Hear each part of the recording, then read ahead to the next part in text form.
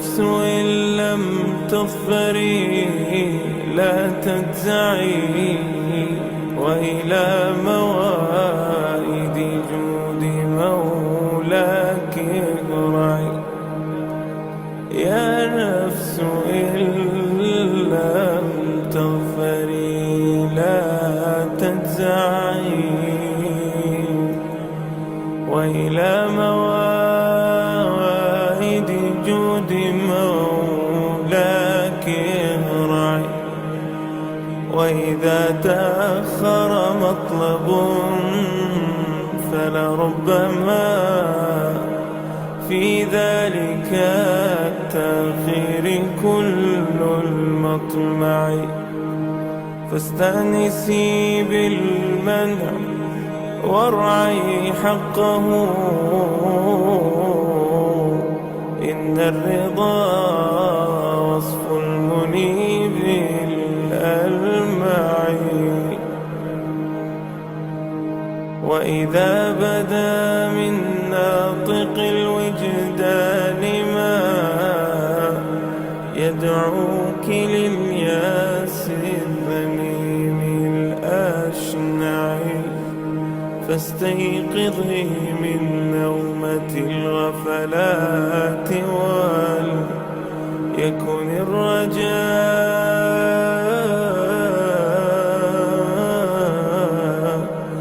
لك مرتعا فيه ارتعي. يكن الرجاء يكن الرجاء لك مرتعا فيه ارتعي. إن العطاء إمداده متنوع،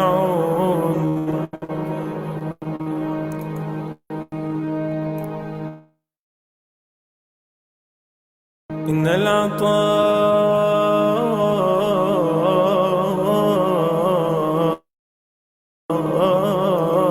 إمداده متنوع. يا حسن هذاك العطاء المتنوع، وردوا على نهر الحياة وكلهم شربوا، وكم في الركب من متضلعين. حاشا الكريم يردهم عطشا وقاد وردوا، وأصل الجود من ذا المنبع. أصل الجود من ذا المنبع. يا رب لي ظن جميل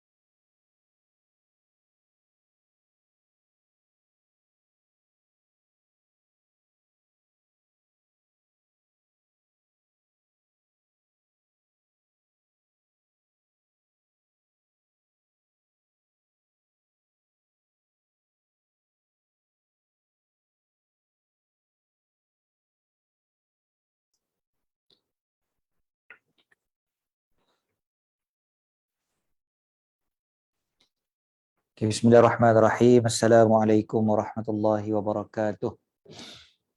Alhamdulillah, alhamdulillahi rabbil alamin, bihi nasta'in, wassalatu wassalamu ala sayyidina wa habibina وشفيعنا مولانا محمد وعلى آله وأصحابه وأزواجه وذرياته ومن سار على نهجه واستنى بسنته إلى يوم لا ريب فيه. سبحانك لا علم لنا إلا ما علمتنا إنك أنت العليم الحكيم. أما بعد. Alhamdulillah, syukur pada Allah. 1 Rejab, hari yang penuh kemuliaan, masuk dalam bulan yang mulia, menuju kepada bulan yang paling mulia, bulan Ramadan. Maknanya Allah Ta'ala kurniakan kita pelbagai kemuliaan pada hari ini, hari Khamis pula tu lagi, hari yang dimuliakan dalam Islam, menuju kepada hari Jumaat, Sayyidul Ayyam, dan kesemua itu kita dapat kerana kita menjadi umat baginda Nabi Muhammad sallallahu alaihi wasallam. Jadi semua itu gabungannya adalah pada Nabi Muhammad sallallahu alaihi wasallam. Alhamdulillah. Syukur pada Allah Subhanahu wa taala, sebab umat-umat yang terdahulu tak dapat seperti mana yang kita dapat pada kemuliaan-kemuliaan ini. Jadi alhamdulillah, syukur pada Allah. Jadi salah satu daripada tanda kita syukur dengan syukur pada Allah dengan Nabi Muhammad sallallahu alaihi wasallam adalah dengan kita membaca hadis-hadis baginda Nabi sallallahu alaihi wasallam. Insya-Allah hari ini kita ambil masa lebih kurang 20 minit insya-Allah untuk baca Riyadhus Shalihin, sebab tadi TV Hijrah bagi tahu kata 8.25 kena standby dah untuk live TV Hijrah. So kita ambil dalam 20 minit insya-Allah dengan hadis-hadis kita. Kita sharekan dulu skrin hadis tu. Okey, yang ni kita baca hadis yang ke 7 Mana ada ke 7? Oh, atas. Okey. Bismillahirrahmanirrahim. بسند متصل عن الإمام النووي رحمه الله ونفعنا به في الدارين آمين. قال: وعن أبي هريرة عبد الرحمن بن صخر رضي الله عنه قال: قال رسول الله صلى الله عليه وسلم: إن الله لا ينظر إلى أجسامكم ولا إلى صوركم ولكن ينظر إلى قلوبكم. Rawahu Muslim. Daripada Sayyidina Abi Hurairah Abdurrahman ibnu Sakhar. Pandangan para ulama mengatakan nama Abu Hurairah ni yang paling popular sekali adalah Abdurrahman ibnu Sakhar. Walaupun begitu ada banyak pandangan-pandangan yang lain siapa nama Sayyidina Abi Hurairah. Sayyidina Abi Hurairah ni sahabat Nabi SAW yang sangat banyak meriwayatkan hadis, tapi nama Abu Hurairah tu lebih popular daripada nama dia sendiri, nama sebenar. Jadi akhirnya sampai nama sebenar tu dipersisihkan oleh para ulama. Sebab semua rata-rata semua dah kenal beliau dengan nama Abi Hurairah. So Sayyidina Abu Hurairah Abdurrahman bin Sakhar radhiyallahu anhu berkata, Rasulullah sallallahu alaihi wasallam bersabda, "Innallaha, sesungguhnya Allah, la yanzuru ila ajsamikum, tidaklah melihat kepada tubuh badan kalian." Ajsam, perkataan jisim tu daripada sinilah, ajsam plural lah. Wala ila suwarikum, dan juga tidak kepada gambaran kalian, wajah kalian ataupun luar rupa bentuk kalian. Rupa bentuk lah, kita biasa terjemahkan suar ni rupa bentuk, daripada perkataan surah. Suar ni plural dia, jadi suar, suwarikum, plural kepada surah. Surah bukan surah sin tu surah Al-Quran kan. Ini surah, gambar, kalau orang Arab panggil surah. Jadi kita kata apa, rupa bentuk lah, rupa bentuk. Banyak orang kadang tersalah faham hadis-hadis berkaitan dengan surah.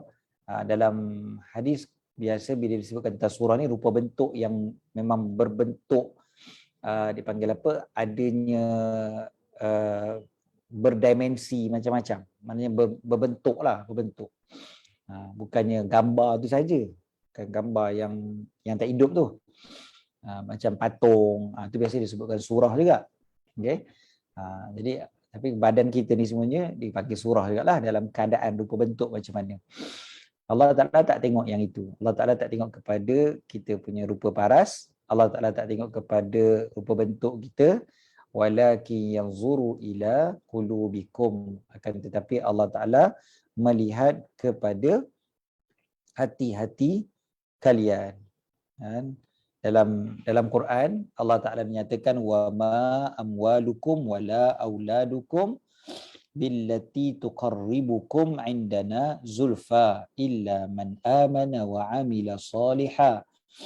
Tidaklah harta kalian dan bukanlah anak-anak kalian yang mendekatkan kalian kepada kami, kepada Allah Ta'ala, kecuali mereka yang beriman dan beramal soleh. Okey. Jadi dekat sini kalau kita perhatikan Allah Ta'ala nyatakan, dan hadis ni popular pun, kita tak payah syarah panjang-panjang pun tak apa dah sebenarnya hadis ni, sebab kita pun dah biasa dengar dan kita pun biasa ingat Allah Ta'ala tak tengok luaran kita, Allah Ta'ala tengok hati kita. Ini hadis yang berkaitan dengan ikhlas, kan? Berkaitan dengan niat yang betul.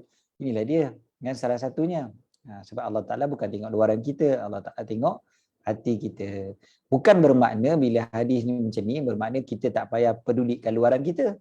Sebab luaran kita makhluk tengok, dan makhluk tengok itu pun Allah Ta'ala suruh kita bagi elok. Bukan maknanya luaran kita tu bagi serabai, tak apa, Allah Ta'ala tak tengok pun luaran. Memanglah, tapi makhluk punya mata tu, Islam ajar kita supaya kemas. Innallaha jamil yuhibbul jamal. Allah Ta'ala indah, Allah Ta'ala cintakan keindahan. So of course kita kena tunjukkan keindahan juga, kan? Bahkan Nabi SAW pernah tegur sahabat yang pakai baju yang lusuh, kan? Baju yang apa, macam tak elok lah. Nabi SAW tanya, kau tak ada harta ke?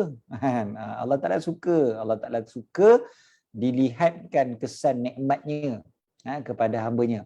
Jadi memang elok tunjukkan kesan nikmat, bukan menunjuk-nunjuk. Tunjuk dengan menunjuk lain. Tunjuk dengan menunjuk-nunjuk, itu lain. Tunjukkan nikmat tu tak ada masalah. Menunjuk-nunjuk tu yang salah. Beza tu, dalam bahasa Melayu pun beza. Yang tak boleh adalah riak. Tunjuk-tunjuk sebab nakkan perhatian makhluk. Nak dapatkan perhatian makhluk. Yang kita tidak. Kita tunjuk kerana nak dapat perhatian Allah. Kenapa cantik? Sebab Allah Ta'ala suka. Jadi dibalik pada Allah. Jadi balik semula kepada niat yang betul. Jadi Allah Ta'ala memang tak tengok luaran kita. Allah Ta'ala tengok yang kat dalam. Tetapi Allah Ta'ala juga suruh mengindahkan yang luar. Bukannya maknanya Allah Ta'ala tak tengok tu bermakna tak kisah yang di luar tu macam mana. Nak tunjuk kat sini betapa pentingnya hati berbanding dengan yang luar. Berapa ramai di kalangan kita cantikkan yang di luar, sedangkan yang dalam hati itu dibiarkan busuk, dibiarkan kotor, dibiarkan penuh penyakit, hasad, dengki, riak, ujub, takabur dan sebagainya. Semua dibiarkan kat dalam hati, busuk sebusuk-busuknya. Tapi dekat luar wangi sewangi-wanginya, kat luar punyalah cantik dan sebagainya. So hadis ni sesuai dengan kita yang selalu menitik beratkan yang luar, tak pedulikan yang dalam. Kita yang selalu tengok kat cermin, lama tengok kat cermin. Hatta kadang-kadang ada satu jerawat je pun dekat muka, yang itu pun dah menyebabkan runsing, dah menyebabkan lama, kan, tengok dekat cermin tu. Tapi kita lupa nak tengok ke dalam hati. So hadis ni ingatkan kita betul-betul Allah Ta'ala tengok hati kau. Inilah peri pentingnya ilmu tasawuf, kan? Sebenarnya hadis ni salah satu daripada asas kenapa ilmu tasawuf tu adalah ilmu yang sangat-sangat penting. Pasal biasa dipanggil sebagai ilmu zahir dan ilmu batin. So ilmu batin ni ilmu tasawuf lah. Ilmu yang membicarakan tentang tariqah menuju Allah sampailah kepada hakikat, makrifat dan sebagainya. So dia balik kepada situ. Sebab Allah Ta'ala tengok kepada hati. Bukan bermakna tak payah semayang. Ini pun satu lagi, kan. Ada orang dia tak nak semayang sebab dia kata Allah Ta'ala tengok hati. Dia tak nak puasa sebab dia kata Allah Ta'ala tengok hati. Jadi hadis ni antara hadis yang disalahfahami oleh orang-orang yang ikut hawa nafsu sebenarnya. Sampai dia tinggalkan amal ibadah dengan alasan konon-kononnya tak apalah, Allah Ta'ala kan tengok hati. Pakai niat je sudahlah. Macam tu. Tapi bila makan dia tak nak pakai niat pula, itu masalahnya. Cuba kita jamu dia makan yang mewah-mewah, kan. Lepas tu bila dia nak makan je cakap tak. Kita pakai hati je kan ni. Kan? Kita pakai hati je makan. Okey.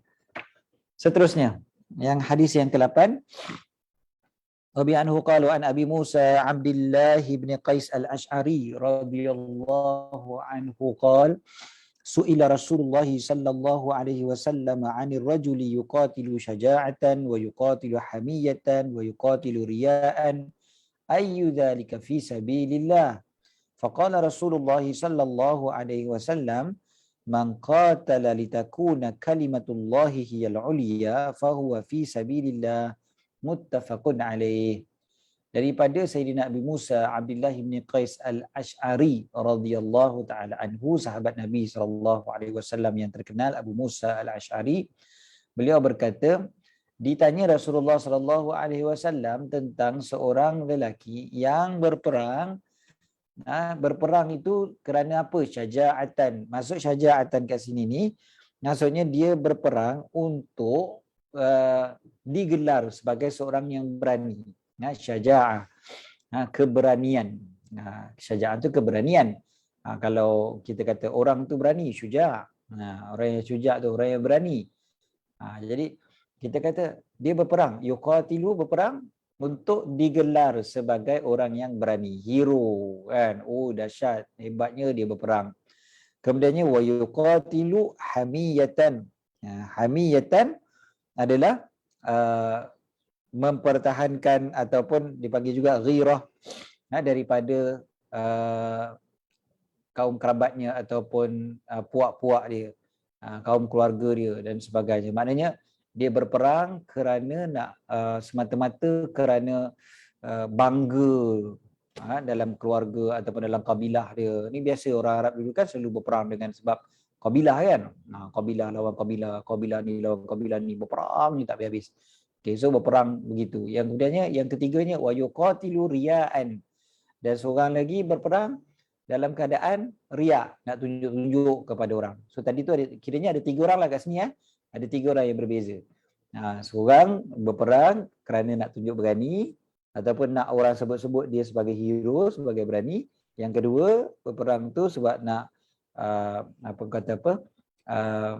ta'assub dengan kabilah sendiri semata-mata ataupun nak mempertahankan kabilah dan sebagainya.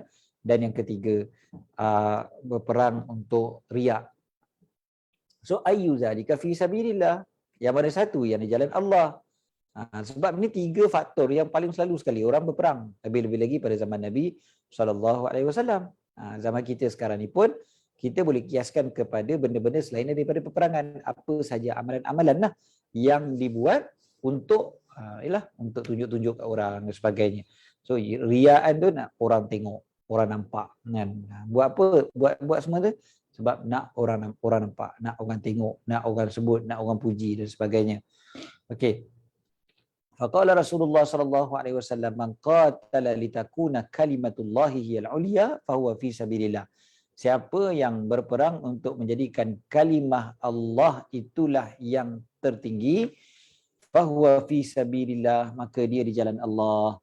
Okey, maknanya Nabi sallallahu alaihi wasallam jawab dengan cara terus explain siapa yang sebenar-benarnya, sebab dia bagi pilihan 3. Orang yang bertanya pada Nabi sallallahu alaihi wasallam ni bagi pilihan 3 kan.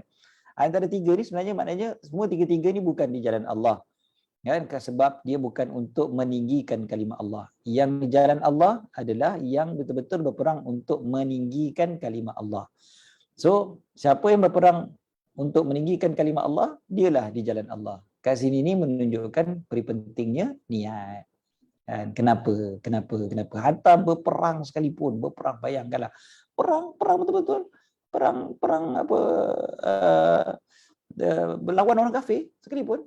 Kan? Angkat pedang zaman Nabi SAW kan, angkat pedang dengan pakai baju besi dan sebagainya, dengan perjalanan yang begitu jauh kan, macam-macam kesusahan yang mereka tanggung dan risikonya pula mati, tapi Nabi SAW tetap mengingatkan siapa yang berperang untuk kalimah Allah itu tinggi, itu sajalah yang di jalan Allah kan. Jadi apatah lagi kalau amalan-amalan yang kita buat yang Allah senang, yang kecil-kecil je pun itu pun rasa besar kan. Yang kecil-kecil tapi ada riak, yang kecil-kecil tapi ada ujub, yang kecil-kecil tapi ada sum'ah kan dan sebagainya.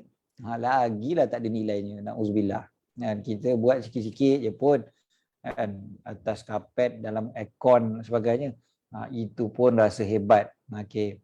ataupun nak tunjuk-tunjuk juga kat orang. Jadi sebenarnya ini semua tak ada nilai di sisi Allah. So ikhlas itulah yang paling utama. So hadis yang terakhir yang kita baca pagi ni insya-Allah.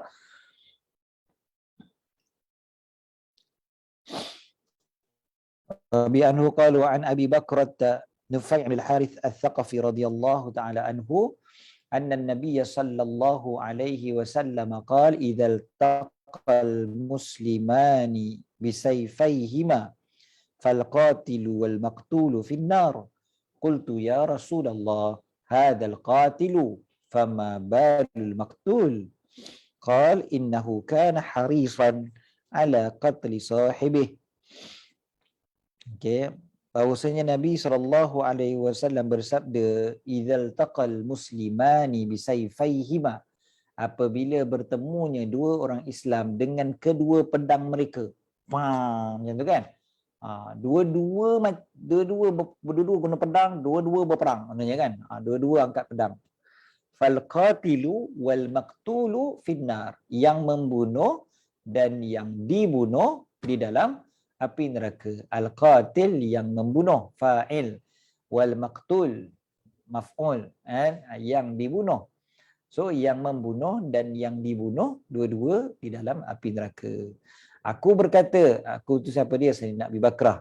Beliau berkata, ya Rasulullah, hadzal qatilu fama balul maqtul. Ini orang yang membunuh, maknanya yang membunuh ni kami faham dah kenapa dia duduk dalam api neraka. Fama balul maqtul, habis yang dibunuh kenapa pula kena masuk neraka juga? Kan dia mangsa. Dia mangsa tadi tu kan. Dia dah terbunuh. Jadi macam mana pula dia pun masuk neraka juga? Qal innahu kana harisan ala qatli sahibih. Sungguhnya dia berusaha bersungguh-sungguh nak membunuh sahabatnya tadi tu. Jadi maknanya kan dia dua-dua angkat pedang kan. Dua-dua mati seorang. Jadi maknanya yang terbunuh itu pun berusaha untuk membunuh orang yang membunuh tadi. Kan? Dia usaha. So usaha dia tu pun dikira oleh Allah SWT. Ini yang kita kata bab niat. So niat dia tadi apa dia? Niat dia tadi dia nak bunuh. Niat buat jahat. Okey. So ulama pun bahas dalam hadis ni. Kan kita biasa juga dengar hadis orang Islam tu kalau dia berniat untuk buat baik dia dah dikira pahala. Kan? Dan bila dia buat dapat 10 kali ganda. Kalau niat buat jahat tak dapat dosa. Bila buat baru satu dosa. Kan? Itu biasa kita dengar. Habis tu hadis ni macam mana pula? Dia kan tak bunuh lagi. Dia baru niat aja.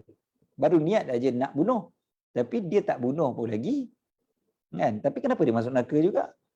Hadis yang tadi ada bertembung tak sebenarnya? Ada bertembung tak? Satu lagi hadis, orang Islam ni kalau dia berniat nak buat dosa, dia tak dikira lagi dosa tu. Berniat nak buat maksiat, tak kira maksiat lagi. Sampailah dia buat.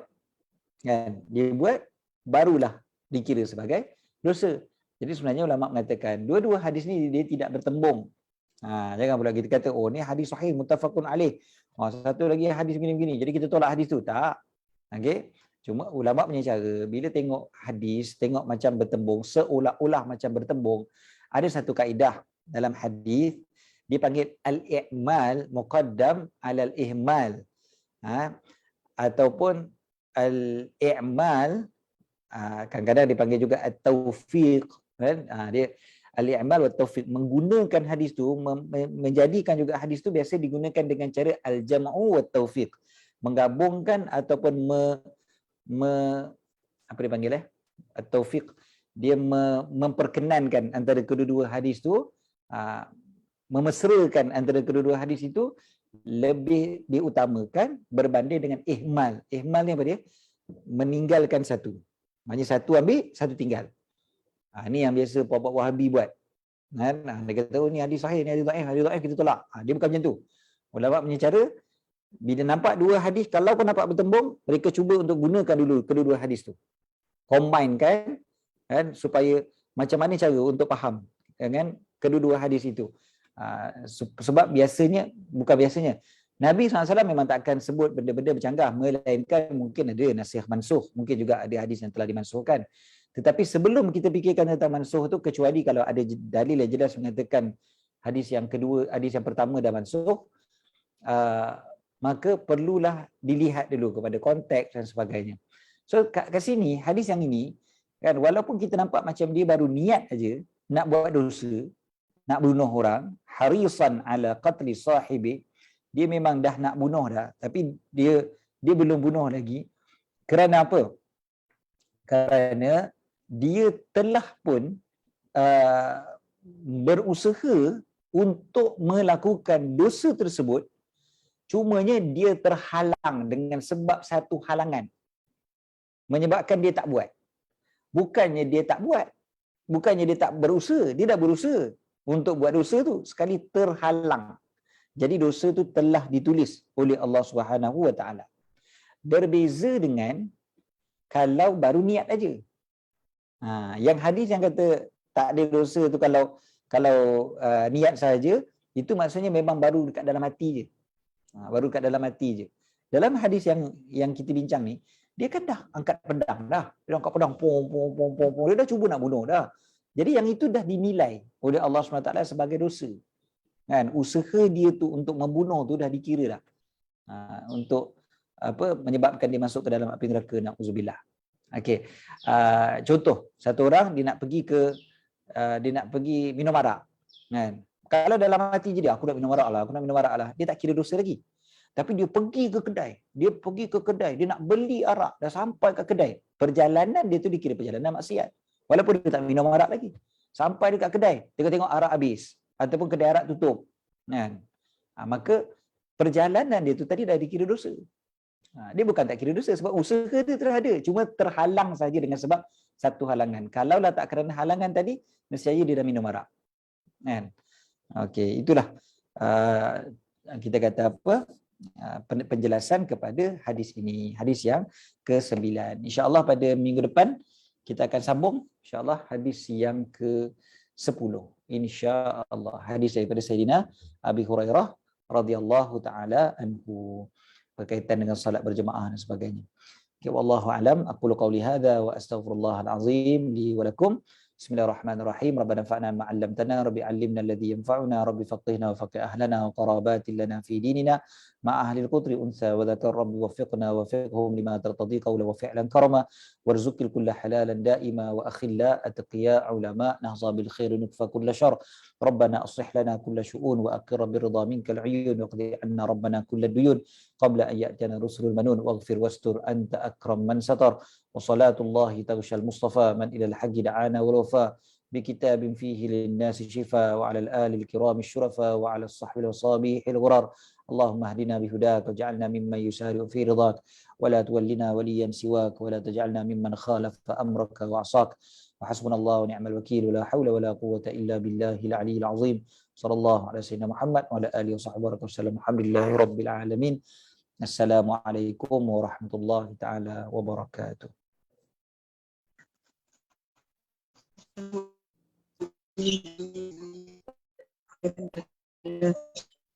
Alhamdulillah, insyaAllah kita jazakumullah khairan untuk kehadiran. Assalamualaikum warahmatullahi wabarakatuh.